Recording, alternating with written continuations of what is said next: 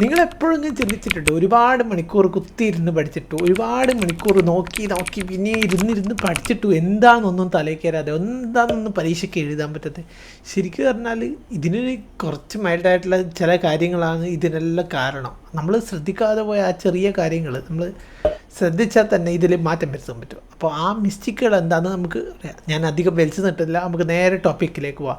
ഒന്നാമത്തത് multi tasking എന്ന് പറയുന്ന കാര്യമാണ്. നമുക്ക് ഒരുപാട് മൾട്ടി ടാസ്ക് ചെയ്യാൻ പറ്റും. അതായത് ഇത് പഠിച്ച് അതിനപ്പുറം മറ്റേത് പഠിച്ച് അതിനപ്പുറം മറ്റേത് എല്ലാം ഒരുമിച്ച് അങ്ങ് പഠിക്കാമെന്ന് വിചാരിക്കാൻ പറ്റും. പക്ഷേ മൾട്ടി ടാസ്ക് എന്ന് പറഞ്ഞ സാധനം ഒരു കാര്യത്തിന് നമ്മുടെ തലച്ചോറിന് ഒക്കെ പറ്റില്ല. നിങ്ങൾക്ക് ഉദാഹരണ സഹിതം ഞാൻ പറഞ്ഞുതരാം. നിങ്ങൾ ഒരേ സമയം 5 പാട്ട് വെക്കുക, അതായത് 5 ഡിവൈസ് എടുക്കുക, എന്നിട്ട് പാട്ട് വെക്കുക, എന്നിട്ട് 5 കേൾക്കാൻ നിങ്ങൾക്ക് പറ്റുമോ? ഒരിക്കലും പറ്റൂല.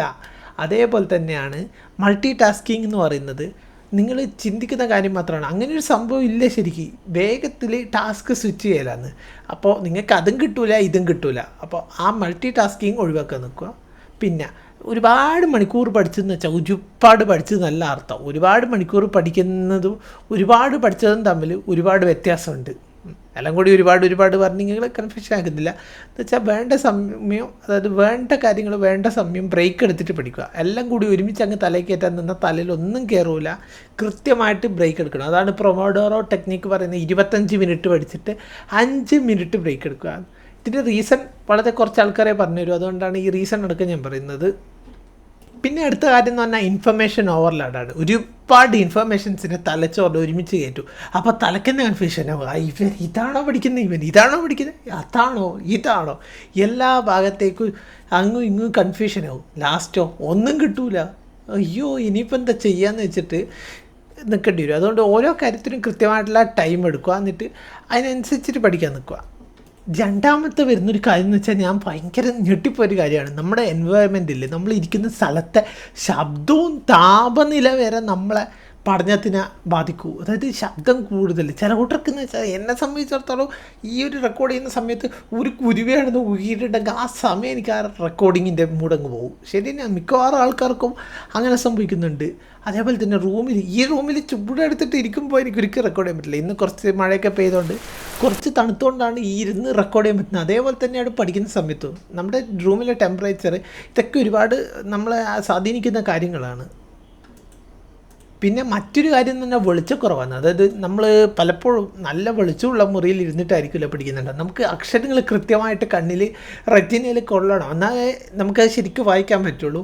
അപ്പോൾ ലൈറ്റിങ് ഒന്ന് ശ്രദ്ധിക്കുന്നത് വളരെ നല്ലതായിരിക്കും പഠിക്കുന്ന സമയത്ത്. ഇങ്ങനത്തെ മൈൽഡായിട്ടുള്ള കാര്യങ്ങൾ നിങ്ങൾ വിട്ടുപോകുന്ന കാര്യങ്ങളാണ്. ഇതൊക്കെ ഒരുപാട് ഇമ്പാക്റ്റ് ഉണ്ടാവും. ചെറിയ ചെറിയ കാര്യങ്ങൾക്ക് വലിയ ഇമ്പാക്റ്റ് ഉണ്ടാവും ഈ പഠിക്കുന്ന സമയത്തും. ഏതൊരു കാര്യത്തിനും ആ ഒരു കാര്യം നിങ്ങൾ ശ്രദ്ധിക്കാൻ നിൽക്കുക. പിന്നെന്ന് പറഞ്ഞാൽ നമ്മുടെ സൈക്കോളജിക്കലായിട്ടുള്ള കുറച്ച് കാര്യങ്ങളാണ്. ഒന്നാമത്തത് പെർഫെക്ഷനിസം. ഞാനിത് 100% ഒരു പേജ് പോലും വിടാണ്ട് പഠിച്ചിരിക്കും. പറ്റൂല. നമ്മൾ ഇമ്പോർട്ടൻ്റ് ആയിട്ടുള്ള 20% മാത്രം പഠിക്കാൻ ശ്രമിക്കുക. ആ 20%ത്തിന് 80% റിസൾട്ട് തരാൻ പറ്റും എന്നുറപ്പുള്ള ആ 20% മാത്രം പഠിച്ചാൽ മതി. 100% പഠിച്ചിട്ട് പരീക്ഷ ചെയ്തതെന്ന് വെച്ചാൽ നടക്കുന്ന കാര്യമല്ല.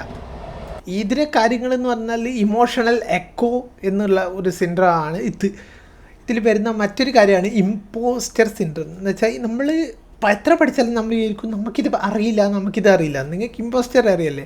നമുക്ക് ഒരു കാര്യത്തിൽ കൃത്യമായിട്ട് മനസ്സിലാക്കിയാലോ നമ്മളെ തലച്ചോറ് നമ്മളോട് പറയും അതറിയില്ല അതെനിക്കറിയില്ല എന്ന്. അങ്ങനെ ഒരു സിൻഡ്രോം തലച്ചോറിനുണ്ട്. അതും പഠനത്തിന് ഭയങ്കരമായിട്ട് ബാധിക്കുന്നൊരു കാര്യമാണ്. പിന്നെയെന്ന് പറയുന്നത് ഏറ്റവും കൂടുതൽ ആൾക്കാർ അറിയുന്ന ഒരു മണ്ടത്തിലാണ് ഉറക്കം ഒഴിച്ചിരുന്ന് പഠിക്കുക. നടക്കില്ല. തലച്ചോറിന് കൃത്യമായിട്ട് റെസ്റ്റ് കിട്ടിയില്ലെങ്കിൽ മൂപ്പർ പണിയെടുക്കില്ല. അത് ഒരു ബയോളജിക്കലായിട്ടുള്ള സാധനമാണ്, ഒരു മെഷീനല്ല. അതുകൊണ്ട് ഓർമ്മിക്കുക, അതിന് കൃത്യമായിട്ട് റെസ്റ്റ് കൊടുക്കുക. പരീക്ഷേൻ്റെ തലേന്നൊക്കെ മോന്തിക്ക് ഇരുന്ന് പഠിച്ചാൽ പരീക്ഷ ഹാളിലേക്ക് പോയി കിടന്നുറങ്ങുക, അതേ നടക്കുള്ളൂ. ശരിക്കും ഇരുന്ന് ഇതുണ്ടെങ്കിൽ കൃത്യമായിട്ട് തലച്ചോറിന് റെസ്റ്റ് കൊടുക്കണം. കൃത്യമായിട്ടുള്ള റെസ്റ്റ് ഉണ്ടെങ്കിൽ മാത്രമേ നമുക്ക് കൃത്യമായിട്ട് പരീക്ഷ എഴുതാൻ പറ്റൂ, കൃത്യമായിട്ട് കോൺസെൻട്രേറ്റ് ചെയ്യാൻ പറ്റൂ. പിന്നെയാന്ന് പറഞ്ഞാൽ അത് കുറച്ച് ശാരീരികമായിട്ടുള്ള കാര്യമാണ്. അത് നമ്മുടെ ഫുഡിൻ്റെ, അതായത് നമ്മുടെ ശരീരത്തിലെ ഹോർമോണുകൾ കഴിക്കുന്ന ഒരു രംഗുണ്ട്. ഒന്നാമത് നമ്മളെ ഗ്ലൂക്കോസ്, അതായത് രക്തത്തിലെ ഷുഗർ കൂടിയും കുറഞ്ഞു മറ്റേ ഹാർട്ട് ബീറ്റിൻ്റെ ഇതുപോലെ ഇങ്ങനെ കയറിയും താണും ഇരിക്കുന്ന പോലെ കളിക്കുമ്പോൾ അങ്ങനത്തെ സമയത്ത് നമുക്ക് പഠിക്കാൻ പറ്റില്ല. അതുകൊണ്ട് നമ്മൾ ബ്ലഡ് ഷുഗർ, നമ്മുടെ രക്തത്തിലുള്ള ഗ്ലൂക്കോസിൻ്റെ അളവ് ഇതൊക്കെ നോക്കണം. അപ്പോൾ കൃത്യമായിട്ടുള്ള ഭക്ഷണം കഴിക്കണം. അതേപോലെ തന്നെ ഒന്നാണ് മൈക്രോ ന്യൂട്രിയൻസിൻ്റെ കുറവ്. അതായത് വിറ്റാമിൻസ് ഉണ്ടാവും, സിങ്ക് ഉണ്ടാവും, മാഗ്നീഷ്യം ഉണ്ടാവും, സോഡിയം ഉണ്ടാവും. ഇതൊക്കെ കുറഞ്ഞാലെന്ന് വെച്ചാൽ നമ്മുടെ ശരീരത്തിന് അതിൻ്റെതായ മാറ്റങ്ങൾ കാണും. നമ്മുടെ കോൺസെൻട്രേഷൻ കഴിക്കും, നമ്മുടെ തലച്ചോറിൻ്റെ ഇതിനായിരിക്കും, ശരീരപ്രവർത്തനങ്ങളെ ബാധിക്കും. അപ്പോൾ അതൊക്കെയുള്ള ഭക്ഷണം കൃത്യമായിട്ടുള്ളൊരു നല്ല ഹെൽത്തി ആയിട്ടുള്ളൊരു ഡയറ്റ് പരീക്ഷ സമയങ്ങളിൽ നിങ്ങൾ പിന്തുടരാൻ ശ്രമിക്കുക. പിന്നെ ഏറ്റവും പ്രധാനപ്പെട്ട ഒരു കാര്യമാണ് കൃത്യമായിട്ട് വെള്ളം കുടിക്കുക. എല്ലാ കാര്യങ്ങൾക്കും പറയേണ്ട ഒരു കാര്യം തന്നെയാണ് കൃത്യമായി വെള്ളം കുടിക്കുക. ഡീഹൈഡ്രേഷൻ അഥവാ നിർജ്ജലീകരണം ഒഴിവാക്കിയാൽ തന്നെ നിങ്ങളുടെ ബ്രെയിൻ ആക്റ്റീവ് ആവും. നമ്മുടെ ബ്രെയിൻ്റെ ഒരു വലിയ പെർസെൻറ്റേജ് വാട്ടർ തന്നെയാണുള്ളത്. അപ്പോൾ കൃത്യമായിട്ട് വാട്ടർ നമ്മുടെ ശരീരത്തിൽ എല്ലാ പ്രവർത്തനങ്ങൾക്കും വാട്ടർ ആവശ്യമാണ്. അത് വെള്ളം അത്യാവശ്യമായതുകൊണ്ട് കൃത്യമായ അളവിൽ വെള്ളം കുടിക്കുക. പലരും വെള്ളം കുടിക്കാണ്ട്, അതായത് വീട്ടിൽ നിന്ന് വാട്ടർ ബോട്ടിൽ വെള്ളം എടുത്തിട്ട് കൊണ്ടിട്ട് അത് വരുന്ന വഴിക്ക് മറിച്ചിട്ട് പോകുന്ന കൂട്ടത്തിലുള്ളവരാണ്, ഇൻക്ലൂഡിങ് ഞാൻ വരെ പഠിക്കുന്ന സമയത്ത്. അയ്യോ അതിൻ്റെ വെയിറ്റും കൂടി ഇങ്ങോട്ട് എടുക്കേണ്ടതെന്ന് പറയാം, കുടിക്കുന്നതിന് പകരം അതും ഏതെങ്കിലും ചെടിച്ചട്ടിയിലും മറിച്ചിട്ട് വരുന്ന സ്വഭാവമുണ്ട്. നിങ്ങൾ കൃത്യമായിട്ട് വെള്ളം കുടിക്കാൻ ശ്രദ്ധിക്കുക. പ്രത്യേകിച്ച് സമ്മർ സീസണിലൊക്കെ വെള്ളം കുടിക്കേണ്ട അത്യാവശ്യമായിട്ടുള്ള കാര്യമാണ്. നമ്മുടെ എക്സാമൊക്കെ വരുന്നത്, മെയിൻ എക്സാമൊക്കെ വരുന്നത് മാർച്ച് ടൈമിലാണ്. അപ്പോൾ ആ സമയത്തൊക്കെ ഭയങ്കര ചൂട് കാലാവസ്ഥയാണ്. അപ്പോൾ അതുകൊണ്ട് വെള്ളം കുടിക്കാൻ ശ്രദ്ധിക്കുക. ഈ ഒരു മൈന്യൂട്ടായിട്ടുള്ള കാര്യം നിങ്ങൾ മിസ് ചെയ്തു പോകരുത്. പിന്നെ പരീക്ഷ കഴിഞ്ഞ് ചെയ്യുന്ന ചില കാര്യങ്ങളുണ്ട്. പരീക്ഷ കഴിഞ്ഞ് ഞാൻ ബുക്ക് അടിച്ചിട്ട് പോയിട്ട് കിടന്നുറങ്ങുക അല്ലെങ്കിൽ കളിക്കാൻ പോയി ഇതാക്കൊന്നും കാര്യങ്ങളാണ് എല്ലാവരും ചെയ്യാമെന്ന് എനിക്കറിയാം. പക്ഷേ പരീക്ഷ കഴിഞ്ഞിട്ട് കുറച്ച് കാര്യങ്ങൾ നിങ്ങളെ ഇവാലുവേറ്റ് ചെയ്യാനുണ്ട്.